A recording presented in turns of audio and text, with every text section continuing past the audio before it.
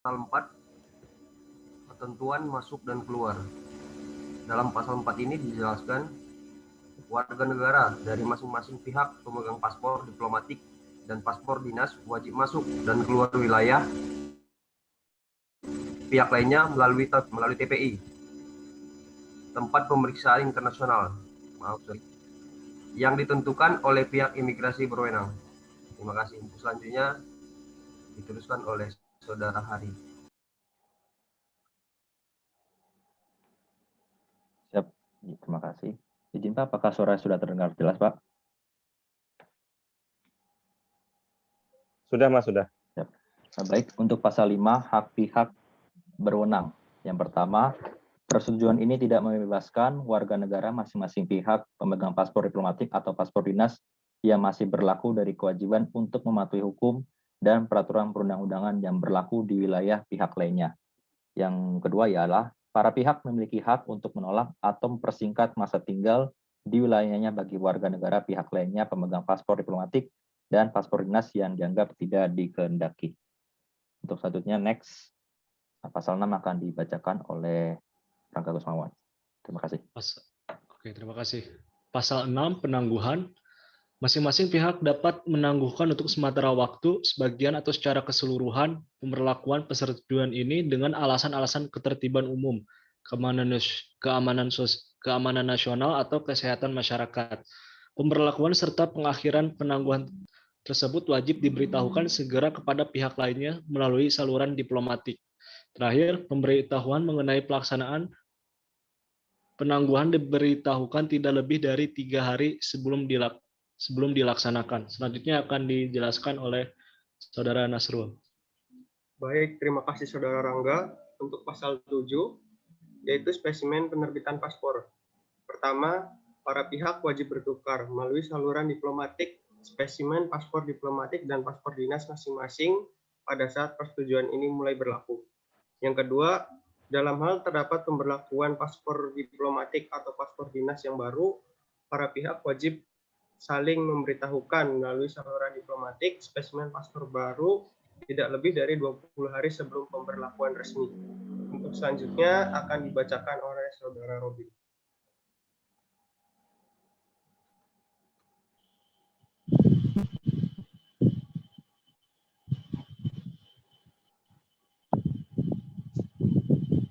Next slide.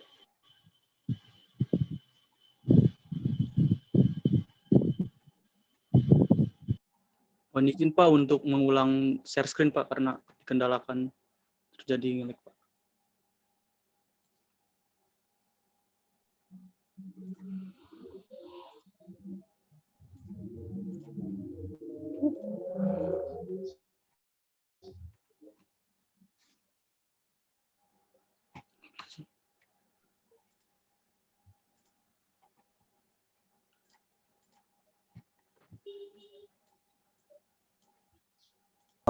Penyelesaian sengketa.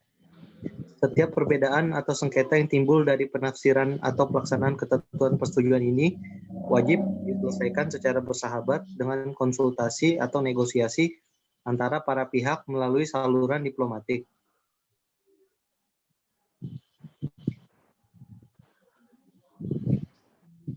Next slide, Jo.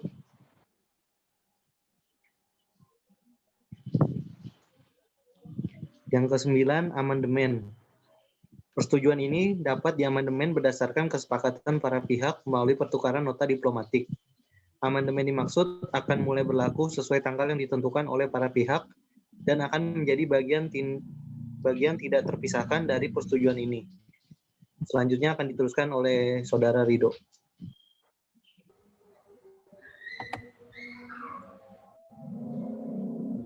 Pasal 10, mulai berlaku, masa berlaku, dan pengakhiran.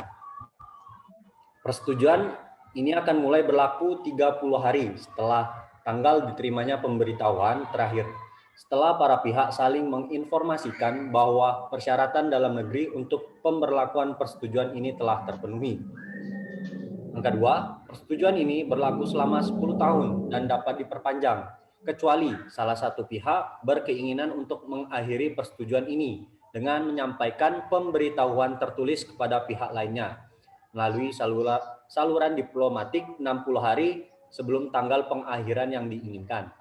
3. Dalam proses perpanjangan persetujuan yang dimaksud dapat diberitahukan melalui pemberitahuan kepada pihak lain melalui saluran diplomatik 6 bulan sebelum perpanjangan persetujuan berlangsung.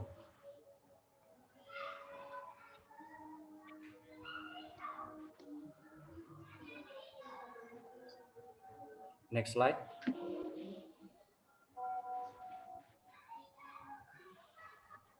Sebagai saksi, para penandatangan telah menandatangani persetujuan ini dibuat di Bali pada tanggal 23 bulan Maret tahun 2021 dalam 2 rangkap, masing-masing dalam bahasa Indonesia dan bahasa Inggris. Semua naskah memiliki nilai keaslian yang sama. Dalam hal terjadi perbedaan penafsiran, maka naskah dalam bahasa Inggris yang berlaku. Untuk pemerintah Republik Indonesia, Retno L.P. Marsudi sebagai Menteri Luar Negeri. Untuk pemerintah Australia, Julia Bishop, Menteri Luar Negeri. Kenapa kami mengambil agreement ini? Karena kami melihat ada kerjasama yang dilakukan pemerintah Indonesia dan pemerintah Australia ini sudah sangat banyak yang dijalankan. Namun untuk visa diplomatik dan konsulernya pembebasannya belum ada. Maka dari itu kami membuat agreement. Saya kembalikan kepada moderator, pada Johan.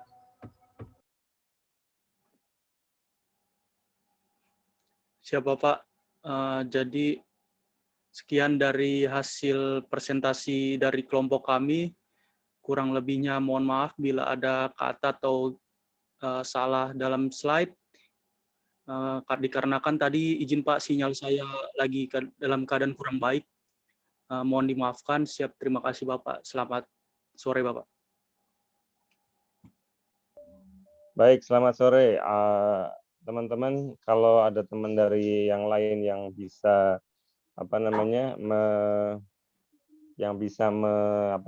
memberi masukan, kami persilahkan. Izin Pak. Mungkin ada yang mau, ya silakan Mas. Izin Gede Maha absen 11.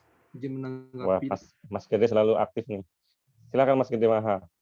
Siapa? Izin untuk presentasi yang telah ditampilkan kelompok urutan ketiga ini sudah sangat bagus Pak. Namun ada beberapa hal yang ingin saya tambahkan. Untuk nama-nama pasal ataupun paragraf sendiri, menurut saya lebih baik dari pasal 1 hingga pasal 4 tadi lebih baik di-convert menjadi pasal ketentuan umum. Setelah itu, yang saya lihat di sini belum ada ketentuan pejabat penghubung untuk kerjasama ini, sehingga perlu ditambahkan. Terima kasih, Pak.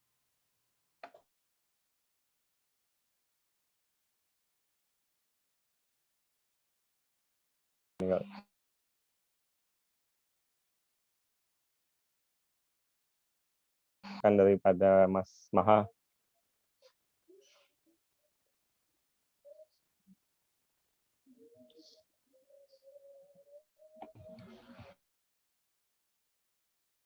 Bapak, izin Pak, bahwasanya. Ya.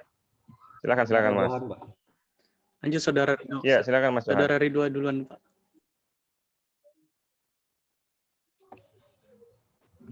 Izin Pak, mungkin di sini narah hubung yang memang tidak dijelaskan, narah hubung yang ada tertulis di agreement. Namun narah hubung yang ada ini langsung dari Menteri Luar Negeri masing-masing pemerintah. Untuk ketentuan umum, mengapa tidak dibuat untuk ketentuan umum? Karena biar lebih jelas dalam masing-masing pasal. Mungkin terima kasih atas sarannya Gede Maha. Mungkin apakah lebih baiknya dibuat ketentuan umum? Mungkin kami minta arahannya Pak. Siap, terima kasih Pak. Oke, baik. Mungkin kalau tidak ada lagi dari teman-teman juga di kelompok 2 ataupun juga di penanya ataupun memberi masukan kepada kelompok 2 dari kelompok lain. Jadi sebetulnya mari kita kasih tepuk tangan dulu untuk secara virtual kepada kelompok 2 yang sudah melakukan pembuatan kerjasama ini, dokumen kerjasama secara virtual ya. Saya agak susah nih mengetiknya di ini, jadi mohon dimaklumi. Oke. Apa namanya, secara keseluruhan saya lihat ini mungkin sedikit lebih ATM ya, copy paste tapi dengan beberapa ini, tapi nggak ada masalah. Artinya dari beberapa perjanjian yang sudah ada kemudian dimasukkan dalam modifikasi, sebetulnya tidak masalah.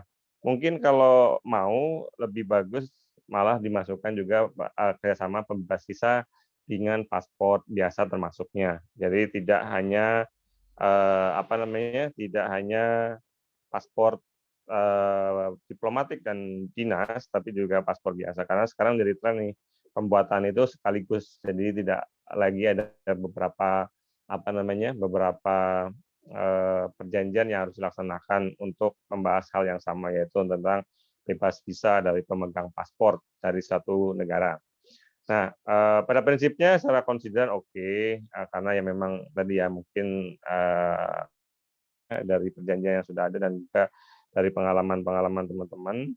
Terus yang kedua, memang ada beberapa hal yang perlu diperhatikan dalam suatu perjanjian kerjasama, khususnya untuk masalah kebijakan visa ini, karena model biasanya disesuaikan dengan preferensi daripada masing-masing negara. Kalau kita sebetulnya sepakatnya yaitu tadi ada masukan dari Mas Maha, ada ketentuan umum yang akan bisa menerangkan semuanya. Tapi kembali lagi, ketika kita membuat satu perjanjian, kalau pihak yang lain tidak sepakat, artinya dalam beberapa konsep memang tidak sepakat dengan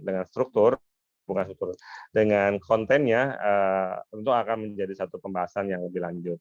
Kemungkinan pada waktu yang kerjasama yang asli yang memang ditandatangani oleh Menteri Luar Negeri, konsep seperti tersebut memang sudah dibuatkan seperti yang disampaikan tadi. Namun dalam beberapa perjalanan dalam pembahasan pasti ada satu model model untuk adjustment atau pengaturan yang memang disepakati oleh kedua negara. Nggak ada masalah misalnya kemudian dari pasal 1 akan lebih menjadi terang untuk melakukan itu, hanya saja mungkin karena memang ini tentang pembebasan visa, jadi skupnya sudah bisa dijelaskan secara kerjasamanya secara inklusif dalam beberapa pasal yang sudah dijelaskan seperti tadi ya, masa berlakunya ketika dia masuk ke dalam satu negara, berapa lama dia bisa boleh tinggal, dan termasuk hal-hal yang lain.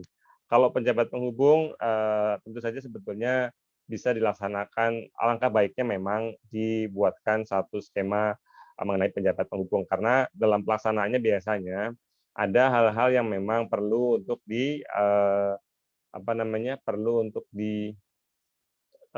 klarifikasi dalam implementasinya. Namun karena mungkin mengingat dalam suatu perjanjian yang khusus tentang perjanjian visa, tidak perlu lagi permasalahan ini akan terjadi. Jadi permasalahan-permasalahan itu tidak perlu membutuhkan suatu penjabat penghubung. Tapi kalau untuk perjanjian yang lain yang lebih sifatnya teknis, kayak misalnya untuk skupnya pertukaran informasi yang minimal harus ada lagi penjelasan mengenai informasi apa, terus bagaimana mekanismenya, itu yang memang harus ada penjabat penghubung. Tapi kalau memang sudah terkait dengan perjanjian kerjasama visa ini, bebas visa ini, memang lebih simpel dan memang dilihat tidak akan dalam implementasinya, kalau sudah dituangkan dengan itu, implementasinya tidak akan keluar dari jalur tersebut. Tidak perlu ada mekanisme yang memang membutuhkan klarifikasi lebih lanjut. Jadi kemungkinan itu yang tidak disampaikan dalam klausul ini mengenai penjabat penghubung. Tapi bagaimanapun kalau memang perlu, monggo aja diberikan khusus untuk perjanjian tentang bebas visa. Tapi kalau perjanjian yang lain yang lengkapnya perlu membutuhkan beberapa klarifikasi, itu wajib adanya pejabat penghubung. Mungkin demikian yang bisa saya sampaikan ya terkait dengan tadi masukan dari Mas Maha dan juga presentasi dari teman-teman di kelompok 2. Kita sekali lagi beri tepuk tangan secara virtual faktual ya kepada teman-teman untuk kelompok 2. Baik, teman-teman, kami persilahkan untuk kelompok 1 untuk menyampaikan paparannya dari pekerjaan yang sudah ditugaskan kepada teman-teman. Silakan kelompok 2. Kelompok 1. Izin share screen, Pak. Silakan, Mas.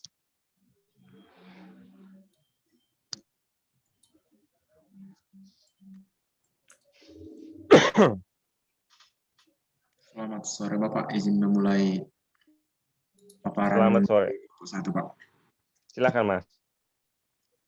Izin Pak, di sini kami dari kelompok 1 akan membahas tentang perjanjian antara Kementerian Hukum dan Hak Asasi Manusia Republik Indonesia dengan Otoritas Imigrasi dan Pemeriksaan Singapura, di mana itu tentang pengawasan pekerja migran Indonesia non-prosedural, di mana dalam tugas masing-masing dari kelompok 1, yaitu yang menjadi share screen dari paparan ini adalah Tulus Fajar Sapari, yang membacakan slide adalah Alfian Nurdarojat, yang kedua dia Andi Dialmira, ketiga Bayu Kusuma. Dan yang bertugas untuk menjawab pertanyaan dari teman-teman ataupun saran yang akan disampaikan kelompok 1 adalah Syamira, Naufal Aryadin, Muhammad Fadil Tolib, dan Fajri Wahyu. Next. Ini ada anggota kelompok dari kelompok 1. Next. Yang menjadi latar belakang menjadi dalam pembuatan kerjasama ini adalah kami buat berdasarkan Undang-Undang Nomor 39 Tahun 2004 tentang penempatan dan perlindungan tenaga kerja Indonesia di luar negeri, dan berdasarkan Surat Edaran Direktorat Jenderal Imigrasi Nomor .IMI-datar-2077.GR.02.06 Tahun 2017 tentang pencegahan TKI non prosedural. Next slide. Dilanjutkan dengan Saudara Alfian. Terima kasih kepada Saudara Jimmy sebagai moderator. Selanjutnya saya akan menjelaskan tentang isi dari perjanjian kerjasama ini. Kementerian Hukum dan Hak Asasi Manusia Republik Indonesia dan Otoritas Imigrasi dan Pemeriksaan Singapura, yang selanjutnya disebut sebagai para pihak. Mengingat Undang-Undang Nomor 39 Tahun 2004 tentang penempatan dan perlindungan tenaga kerja Indonesia di luar negeri. Menimbang Surat Edaran Direktorat Jenderal Imigrasi Nomor IMI-datar-02777.GR.02.06 Tahun 2017 tentang pencegahan TKI non prosedural. Mengingat dasar hukum yang telah disebutkan itu sebagai acuan atau sebagai arah, tujuan, serta pelaksanaan dalam perjanjian kerjasama ini. Mengakui prinsip kedaulatan, kemerdekaan, integritas wilayah, non-interferensi, kesetaraan, dan saling menguntungkan. Menyadari bahwa kerjasama bilateral yang efektif tentang migrasi dan manajemen perbatasan akan memperkuat kerangka kerja bagi pergerakan yang menguntungkan tersebut. Berkomitmen untuk memerangi kegiatan yang akan melemahkan kerangka kerja ini, termasuk segala bentuk migrasi ilegal, sesuai dengan hukum dan peraturan yang berlaku di masing-masing negara.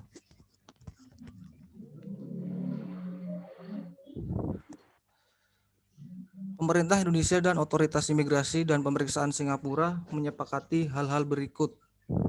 Pasal 1 mengenai tujuan. Tujuan dari memorandum saling pengertian ini adalah untuk memperkuat kerjasama bidang imigrasi mengenai pengawasan warga negara Indonesia yang bekerja di Singapura. Hal ini dalam bentuk pertukaran informasi dan bantuan teknis. Pasal 2 mengenai ruang lingkup atau bidang kerjasama.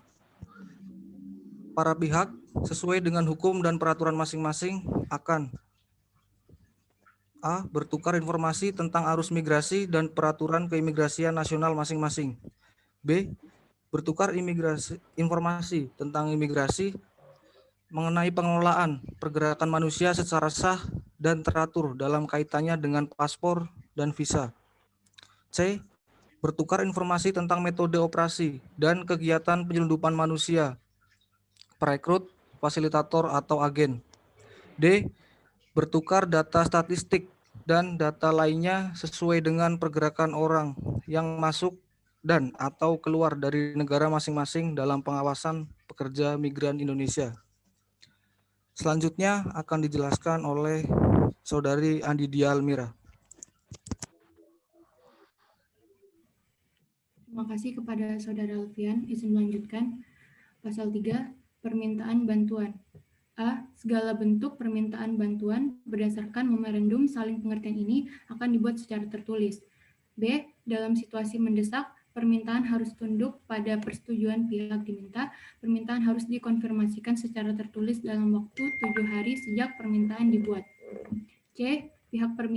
Pihak peminta dapat dimintakan untuk memberikan informasi tambahan apabila permintaan informasi tidak memadai. Yang selanjutnya, Pasal 4, penolakan. A. Permintaan bantuan berdasarkan memorandum saling pengertian ini dapat ditolak seluruhnya atau sebagian jika permintaan tersebut bertentangan dengan hukum nasional atau kewajiban internasional. B. Para pihak juga dapat menolak bantuan jika pelaksanaan permintaan tidak termasuk dalam wilayah tanggung jawab atau mengakibatkan beban yang berlebihan pada ketersediaan sumber daya. C. Para pihak yang membuat permintaan akan diberitahu secara tertulis tentang penolakan tersebut baik seluruhnya atau sebagian, dengan penjelasan tentang alasan penolakan tersebut. Selanjutnya, Pasal 5, instansi pelaksana. Kecuali ditentukan lain, instansi pelaksana untuk memorandum saling pengertian ini adalah A. Kementerian Hukum dan Hak Asasi Manusia Republik Indonesia adalah Direktorat Jenderal Imigrasi. B. Otoritas Imigrasi dan Pemeriksaan Singapura. Pasal 6. Penyelesaian sengketa. 1. Para pihak akan melaksanakan pertemuan kelompok kerja untuk memfasilitasi, bekerja sama, dan menyelesaikan sengketa yang timbul antara kedua negara dalam masalah pengawasan pekerja migran Indonesia. 2. Pertemuan kelompok kerja akan dilaksanakan setahun sekali atau sesuai dengan persetujuan para pihak. 3. Setiap perbedaan atau sengketa yang timbul dari penafsiran, maka memorandum saling pengertian yang dipakai adalah terjemahan bahasa Inggris. 4. Permasalahan yang timbul di antara pihak wajib diselesaikan secara bersahabat dengan konsultasi atau negosiasi antara para pihak melalui saluran diplomatik. Yang selanjutnya akan dilanjutkan oleh Saudara Bayu Kusuma. Pasal 7 mengenai pembiayaan. 1. Para pihak menanggung biaya sendiri yang timbul dalam pelaksanaan kegiatan di bawah memorandum saling pengertian ini, kecuali jika ditentukan sebelumnya oleh para pihak. 2. Memorandum saling pengertian ini akan dilaksanakan sesuai dengan kerangka hukum dan peraturan masing-masing negara dan tunduk pada ketersediaan dana dan personil dari para pihak.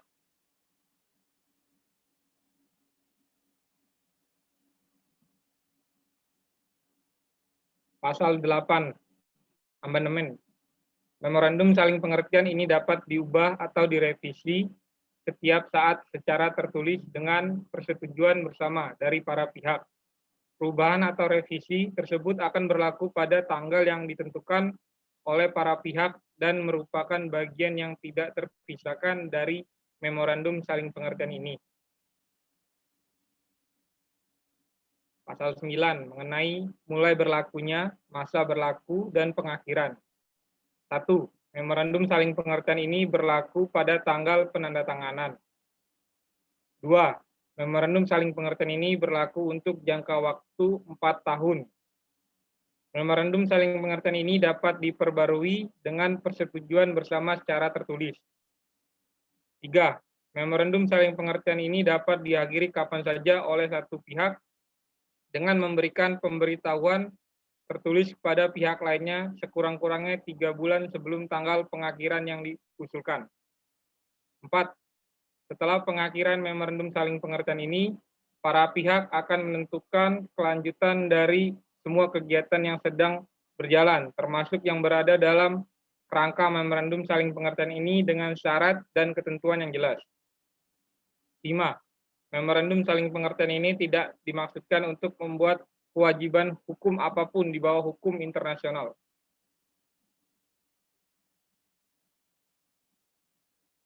Sebagai bukti, yang bertentangan di bawah ini diberi kuasa oleh pemerintah masing-masing telah menandatangani memorandum saling pengertian ini.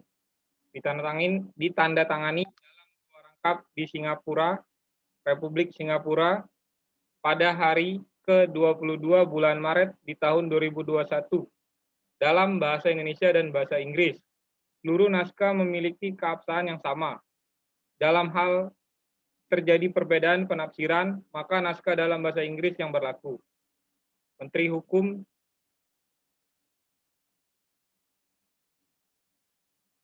ditantangani oleh Menteri Hukum dan Hak Asasi Manusia Republik Indonesia, Bapak Yasona Halauli, dan Otoritas Imigrasi dan Pemeriksa Singapura, Bapak Sim Wai Meng Marvin.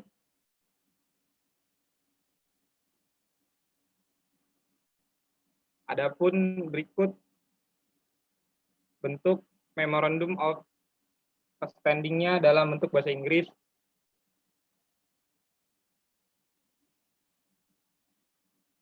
Selanjutnya akan dilanjutkan oleh moderator. Terima kasih kepada teman-teman yang telah memaparkan. Demikianlah hasil diskusi dan pemaparan dari kelompok 1. Jika ada kesempatan pertanyaan ataupun saran, bisa kami persilakan. Izin Bapak, apakah kami bisa membukakan langsung, Pak? Silakan, Mas, silakan. Oke, kepada teman-teman yang ingin bertanya, di sini saya melihat di partisipan ada 2 orang. Kepada Taruni Erja, kami berikan kesempatan untuk bertanya. Izin bertanya untuk teman-teman. Izin Pak, Silakan, absen Mbak Esa. 8 Erza. Yang ingin saya tanyakan, sekaligus juga saya memohon penjelasannya juga dari Bapak, takutnya saya salah. Ini apakah pihak yang terlibat, itu kan kementerian dari kita dan otoritas imigrasi dan pemeriksaan Singapura, apakah mereka setara atau tidak? Karena nampaknya harusnya ICA itu langsung ke Dirjenim kita kalau dilihat kesetaraannya. Siap, terima kasih Pak. Baik, silakan kelompok 1 untuk menanggapi dulu, nanti baru saya untuk klarifikasinya ya. Kami persilakan kelompok 1. Terima kasih Bapak. Terima kasih juga kepada Saudari Erja yang telah memberikan pertanyaan. Pada kesempatan ini, ya silakan Mas. Suaranya putus-putus.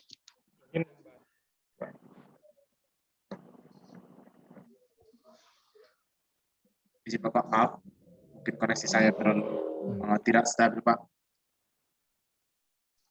Suaranya Izin Bapak, kedengaran, Mas. izin Bapak, apakah suara saya sudah terdengar, Bapak? Mas Jimmy masih kecil banget, Mas. Siap. Izin Apa Bapak. saya kali karena pakai gadget jadi agak sedikit. Yang lainnya gimana? Kalau yang lainnya mendengar nggak masalah? Terdengar, Pak. Coba lagi, Mas. Teman-teman yang lain, apakah suara saya terdengar? Dengar, Jim. Siap. Terdengar. Izin membantu, Pak, menjawab, Pak. Izin menurut saya, Pak, selaku kelompok yang Oke, silakan. Izin selaku kelompok yang menjelaskan terkait kedudukan Menteri Hukum dan HAM dan Otoritas Imigrasi dan Pemeriksaan Singapura itu menurut saya setara, Pak. Karena di situ di Singapura dia berbentuk badan sendiri, Pak. Kalau di Indonesia kalau namanya badan itu setara dengan kementerian, Pak, biasanya, Pak. Terima kasih, Pak. Baik, coba Saya lihat dari screen share yang di halaman 1 aja dulu, halaman 1. Kita kasih tepuk tangan dulu yang meriah untuk kelompok 1 atas presentasinya. Oke. Virtual dulu aja ya. Oke, coba lihat yang kelompok 1 tadi apa? Screen pertama aja. Atau enggak yang terakhir tadi yang tanda tangan.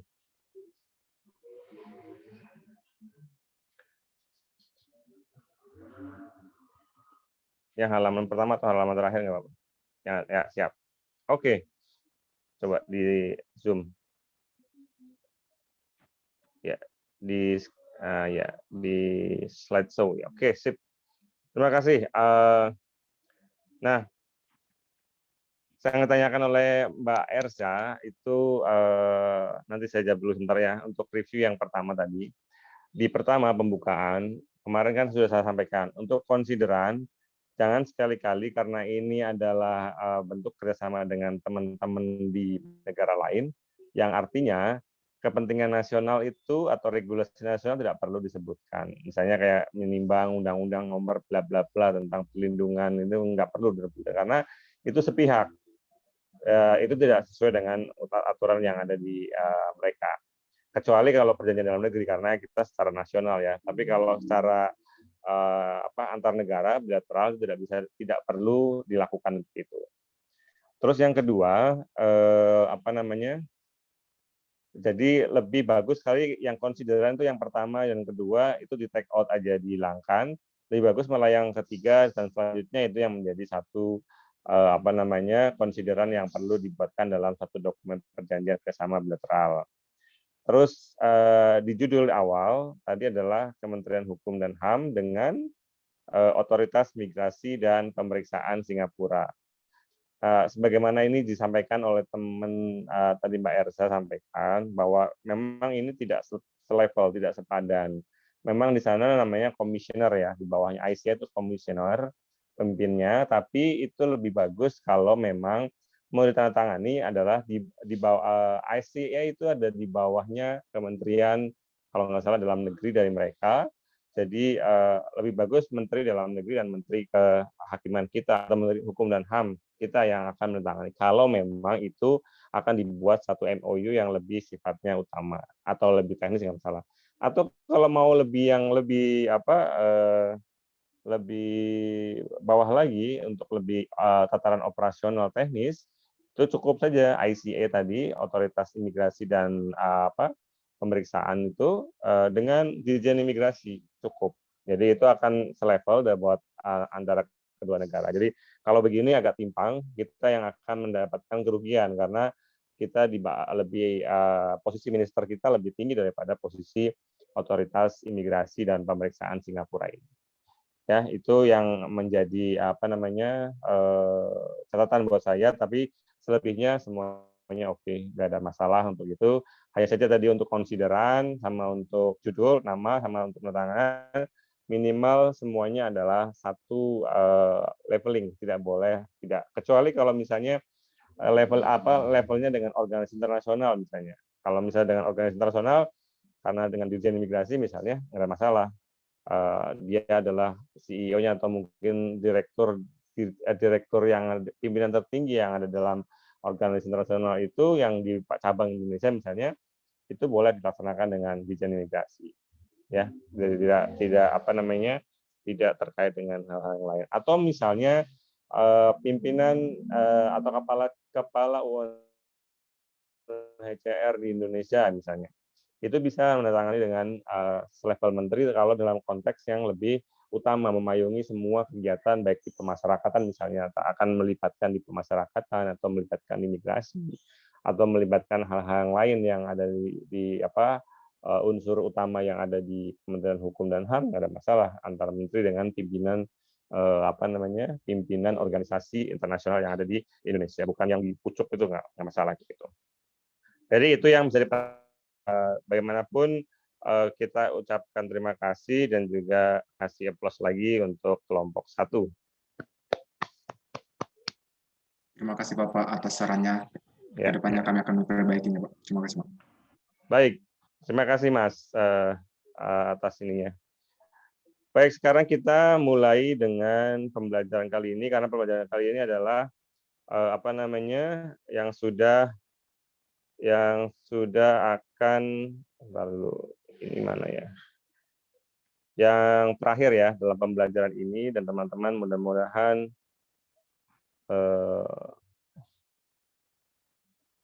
bisa untuk mana ini?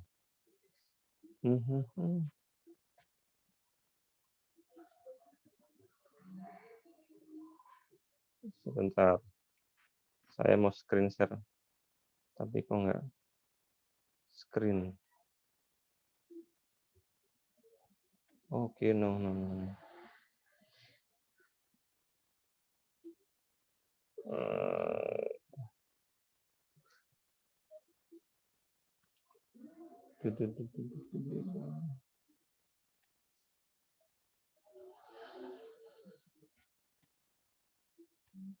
Kok nggak bisa ya?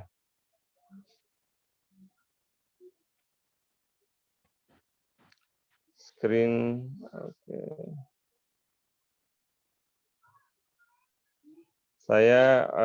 Kita teman-teman masuk ke Kahoot ya.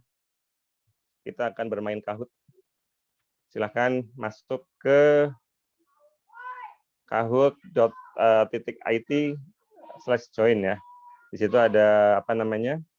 Ada password. Kita akan memulai untuk pembelajaran kali ini terkait dengan persoalan apa namanya hubungan diplomatik dan hubungan konsuler. Ini perlu dipahami karena teman-teman nanti dalam pembuatan kerjasama juga mesti harus mengetahui mengenai hal tersebut sebagai landasan. Siapa tahu nanti teman-teman juga bisa diangkat sebagai atase dan sebagai perangkat diplomatik di luar negeri ya untuk masalah imigrasian.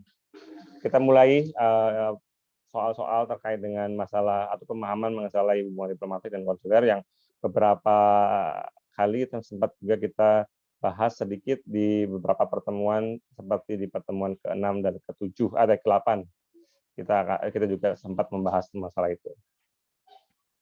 Oke, mudah-mudahan kelihatan ya teman-teman atau screen saya karena saya lagi di gadget di laptop saya tidak bisa join.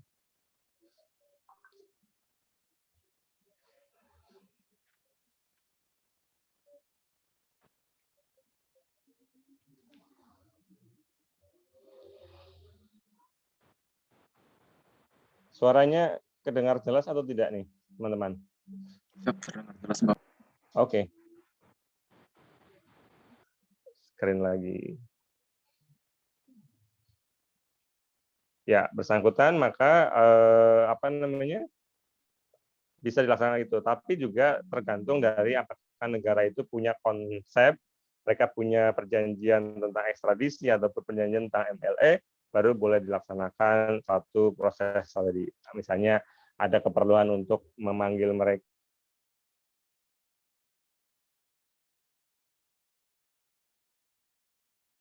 kebebasan bergerak dan bepergian itu sudah pasti ya. Kalau sebagai diplomat dalam negara akreditasi atau negara wilayah itu dia bisa melakukan gerak mana saja, mau ke luar, mau ke masuk lagi ke dalam ke negara bagian yang ada di situ atau negara kota-kota di negara situ bisa dilaksanakan tanpa harus ada apa namanya penghalang untuk dia untuk melakukan kegiatan tersebut.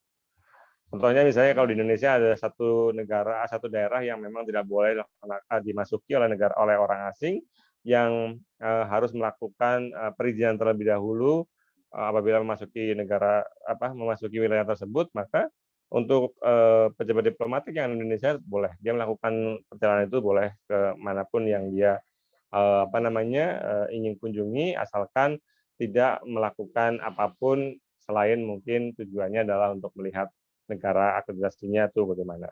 Itu bisa dilaksanakan untuk itu.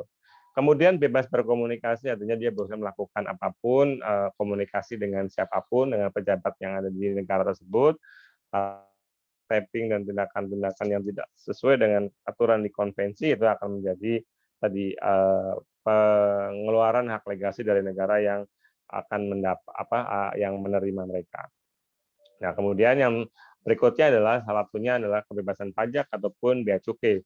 Artinya gini, artinya ketika kita misalnya sebagai seorang diplomat kemudian di sana membeli suatu mobil gitu, kita bisa membeli tanpa harus membeli bersama dengan pajaknya. Artinya pajak itu akan dieliminir, jadi harganya mungkin akan lebih murah.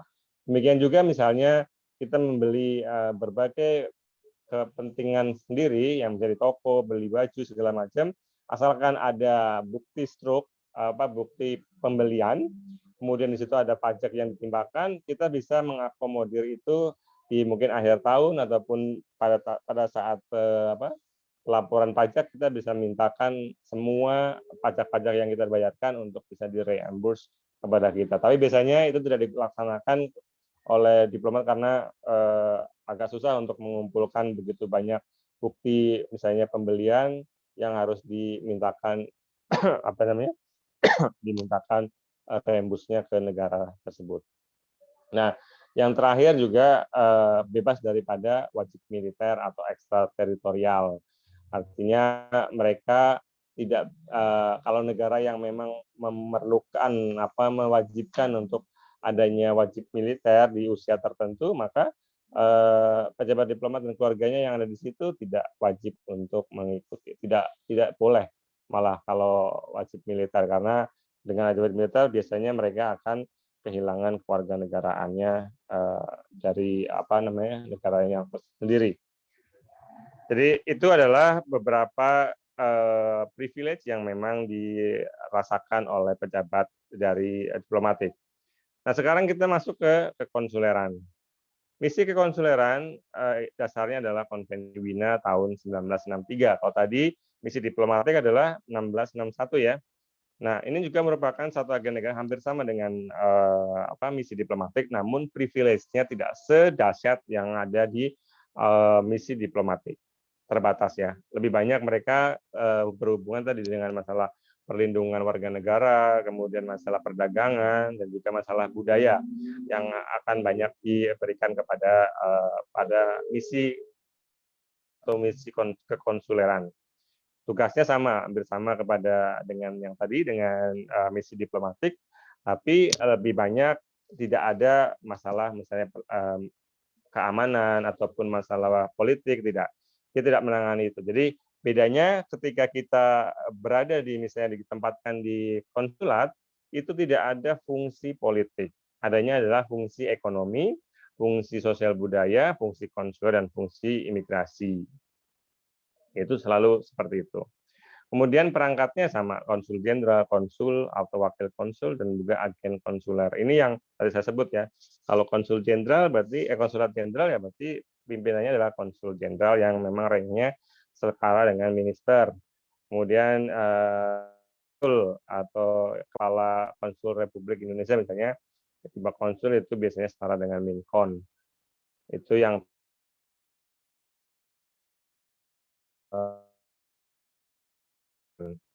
nah, ini yang bagian terakhir dari pembelajaran kita adalah rank scope diplomatik. Dimulai dari duta besar, kemudian dia membawai minister. Minister itu bukan menteri yang kepala lembaga, bukan, tapi minister dalam bidang apa, misalnya bidang politik,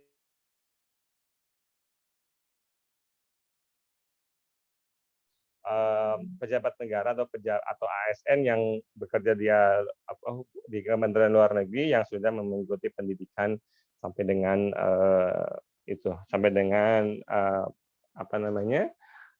jabatan sebagai minister atau menteri.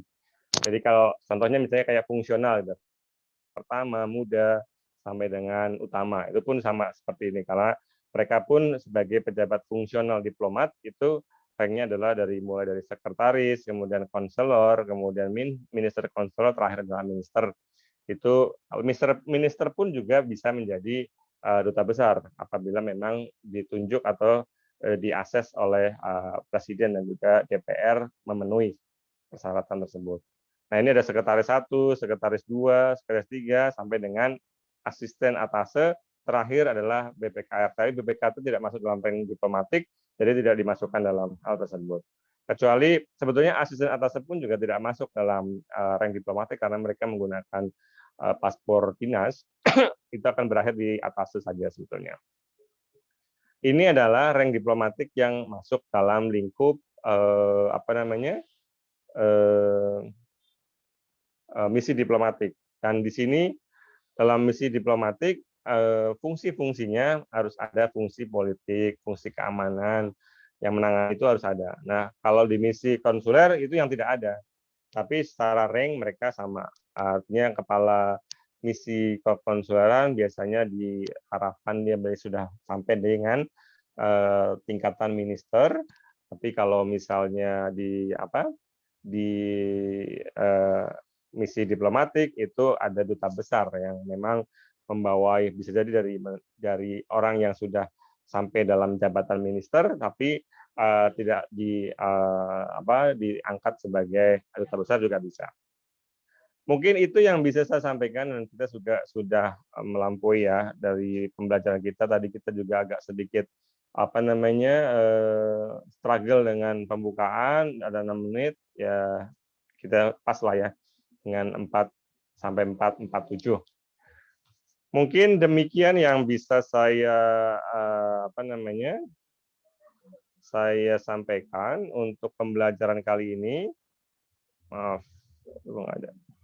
Pembelajaran kali ini, dan teman-teman semoga untuk pembelajaran berikutnya kita akan melakukan UAS, dan mudah-mudahan teman-teman bisa mengerjakan pekerjaan atau menjawab soal di UAS nanti. Nah, UAS nanti masuk ke Google Classroom yang kemarin sudah dibagikan.